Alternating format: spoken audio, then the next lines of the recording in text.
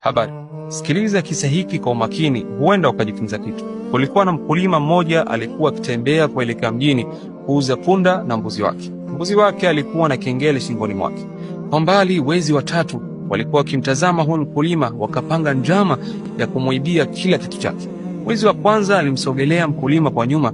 Mkulima akahisi kuna mtu nyuma yake, akageuka kisha kumsalimia, akaendelea na safari yake. Wakati mkulima ameshughulishwa na safari yake, mwizi akiwa nyuma yake akafungua kengele shingoni mwa mbuzi kisha kuifunga kwenye mkia wa punda. Kimya kimya akamchukua mbuzi na kukimbia naye. Mkulima alipotahamaki akatazama nyuma na kugundua kuwa mbuzi wake ameibiwa. Kaanza kumtafuta kwa haraka. Mwizi wa pili alimfuata na kumuuliza, "Unatafuta nini?" Mkulima akamweleza kuwa mbuzi wake ameibiwa. Akamwambia, "Nimeona jamaa muda mfupi uliopita akiwa na mbuzi akikimbia kuelekea msituni." Kwa haraka akamwomba yule bwana amwangalizie punda yake, akakimbilia msituni kumtafuta mbuzi wake. Hapo ndipo mwizi wa pili alipoondoka na punda. Mkulima alipoenda msituni hakumuona mbuzi wake. Aliporudi akakuta punda wake naye ameibiwa. Alilia kwa uchungu na akaendelea na safari yake kwa huzuni. Njiani alimuona mtu amekaa kando ya mto huko akilia. Akamuuliza, "Mbona unalia?"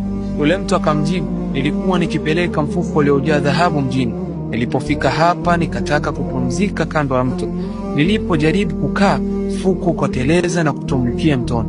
Mkulima akamuuliza, "Kwa nini usiingie ndani kutoa?" Yule mtu akajibu, "Ninaogopa maji na siwezi kuogelea, lakini yoyote atakayenisaidia kuupata mfuko huu nitampa sarafu 20 za dhahabu." Mkulima alifurahi na kusema, "Hakika Mungu amenibariki na fursa hii ili kuniondolea machungu ya kupoteza mbuzi na punda wangu." Akavua nguo zake na kuingia majini kutafuta mfuko wa dhahabu, lakini hakuupata. Alipotoka majini akakuta nguo zake nazo zimeibiwa. Kumbe yule mtu ni mwizi wa tatu, alikuwa amezichukua. Hii hadithi inaeleza njia kuu ambazo tunaweza kudhurika nazo. Ya kwanza ni mtu unayempa imani kamili kisha kumpa mgongo akakuchoma na kisu ya khiana bila tahadhari wala huruma.